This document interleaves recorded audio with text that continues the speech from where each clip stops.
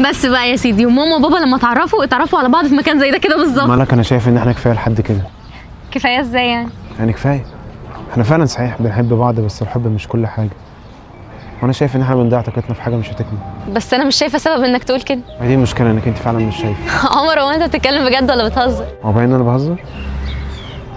هو انت بتسيبني بجد؟ مالك، انا قابلتك النهارده عشان اقول لك الموضوع ده وش لوش، احسن ما اختفي فجاه وما تعرفيش السبب اللي انا بعدت عشانه. احنا برضو مهما كان بينا حاجات كتيره حلوه، ومحدش يستاهل ده من التاني. اتمنى تفهمي ده. هو بغض النظر ان انا مش فارق معايا الطريقه اللي انت بتقول بيها، على قد ما فارق معايا ان انت اللي بتقول الكلام ده اصلا. انت دايما بتقول ان انت عمرك ما هتسيبني، وانا كنت مصدقاك. وانا مش عارف اسيبك فعلا، بس حبي ليك ما بقاش كفايه يشيل تعب منك يا ملك. انا ما بقتش عارف انا بحب ايه ولا ما بحبش ايه من كتر ما انا مركز معاكي. انت بتحبي ايه وما بتحبيش ايه، ممكن ايه يضايقك وممكن لا، حتى لو مش انا السبب فيها، عشان بس ما تفكريش ان فيكي حاجه غلط. انت عمرك حتى ما خدتي بالك من ده، وكل مره بتعملي حاجه فيها تضايقني بيبقى عندك ليها 1000 مبرر. انت عمرك فكرت انا بعمل ايه عشان نفضل سوا؟ ها؟ ما تردي. عمر، انا اسفه والله، انا ما كانش قصدي ان انا اتعبك، بس انت عمرك ما قلت لي انك حاسس بده. وليه ما عرفتنيش قبل ما تفكر وتقرر مع نفسك ان انت تسيبني؟ انا ما قررتش مع نفسي، انا جيت اقول لك اهو. طب حقك عليا، انا اسفه. احنا ممكن حتى لو اتأسفتي برضه هحس نفسي وحش لو ما سامحتكيش،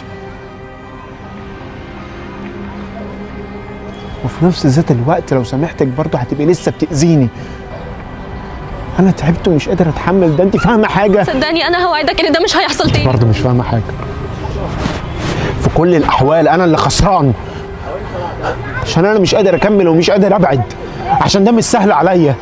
انا هنا في النص مش قادر اتحرك مكاني. ولا سهل عليا انا كمان.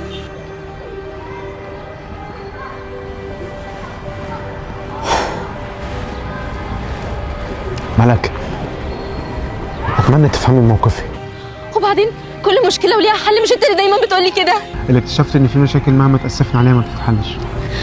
عمر، انت عارف ان انت عندي حاجه كبيره، وان من ساعه ما بابا الله يرحمه توفى وانا حطك في نفس المكانه دي. ما تخلينيش اندم ان انا حطيتك فيها، وحياتي عندك. وانا ما قصرتش معاك يا ملك. وانت شايف بقى ان كل واحد يشوف حاله، صح؟ هو ده الحل بتاعك؟ انا مش عايز احس بحاجه ناحيتك، مش عايز افكر فيكي، ومش عايز اتعلق بحد بيأذيني، بس انا مش عارف اعمل ده. عارفه ايه اكتر حاجه انا نفسي فيها دلوقتي؟ لو ما كناش اتقابلنا